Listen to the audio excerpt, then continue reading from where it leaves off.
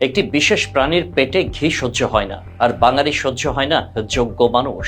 Doctor ইউনূসকে হয়তো এ কারণেই আমরা ডিজার্ভ করি না। একদিকে স্বপ্ন দেখি ডক্টর ইউনূস সংস্কার করবেন, বৈষম্য দূর করবেন, অন্যদিকে সেই আমরাই যার যার ব্যক্তিগত দাবি নিয়ে তাকে হয়রানি করেছি গত 10 মাসে। এ সময় শুধু ঢাকায় রাস্তা আটকে 500 আন্দোলন হয়েছে। ডক্টর ইউনূস আন্দোলন সামাল দেবেন নাকি দেশ গঠন করবেন, এই প্রশ্ন কেউ না করে শুধু তার ওপর একতরফা চাপই দিয়ে গেছে আমরা। 2007 সালেও একবার প্রফেসর ইউনূসকে তত্ত্বাবধায়ক সরকারের দায়িত্ব নিতে অনুরোধ করা হয়েছিল। তিনি সাফ প্রত্যাখ্যান করেন সেই প্রস্তাব। এবারেও তাকে সহজে রাজি করানো যায়নি। কেবল ছাত্রদের বিশেষ অনুরোধে দেশের স্বার্থে জাতীয় ঐক্যের প্রতীক হয়ে এসেছিলেন তিনি। কিন্তু সেই ঐক্য বিনষ্ট করলাম আমরা সবাই মিলে। কিন্তু দায় যেন সব এখন পর্যন্ত ডক্টর ইউনূসের। ইউনূস সরকারই গত 1 দশকে এই প্রথম রমজানে মানুষকে স্বস্তি দিয়েছিল। রোজায় এত নির্ভর হয়ে ন্যায্য মূল্যে কবে পণ্য কিনতে পেরেছিল মানুষ? তেলের সিন্ডিকেট ভেঙে ডক্টর ইউনূস সরকার নতুন কোম্পানিগুলো বাজারে প্রতিযোগিতা করার সুযোগ সৃষ্টি করে দিয়েছেন।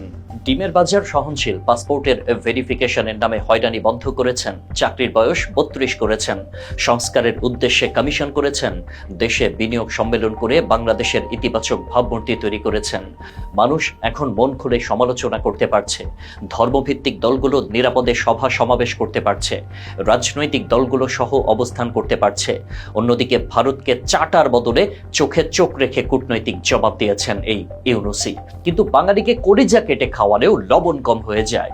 তাই সুযোগ পেয়ে সবাই সবার দাবি নিয়ে হাজির। স্কুল, কলেজ, বিশ্ববিদ্যালয়ের শিক্ষার্থী থেকে সরকারি আমলা, রাজনৈতিক দল, সবার নিজস্ব দাবি দেওয়া।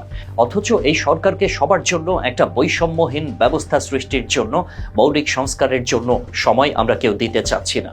বরং সবাই নিজের দাবিটাকে জাতীয় দাবি হিসেবে ভেবে রাস্তা আটকে আন্দোলন করে যাচ্ছি। হয়তো আমাদের চারিত্রিক লোভের কথা জানতেন বলেই ডক্টর ইউনূস দায়িত্ব নিতে চাননি। আবার ভেবেছেন এত বড় একটা গণ অভ্যুত্থান হলো, হয়তো এবার বাঙালি নিজেরটা না বুঝে দেশের স্বার্থে ভাববে। কিন্তু আমরাই ডক্টর ইউনূসকে ভুল প্রমাণ করলাম। পৃথিবীর সব দেশ যাকে মাথায় মুকুট দিয়ে বরণ করতে চায়, আমরা তখন এই মানুষটাকে অপদস্থ করছি আমাদের কথা আর কাজ দিয়ে। আমাদের জন্য ডক্টর ইউনূসের মতো মানুষের আসলে প্রয়োজন নেই। ডক্টর ইউনূস বলেছিলেন সংস্কারের জন্য সবাই ঐক্যবদ্ধ হন, এই সুযোগ আর আসবে না।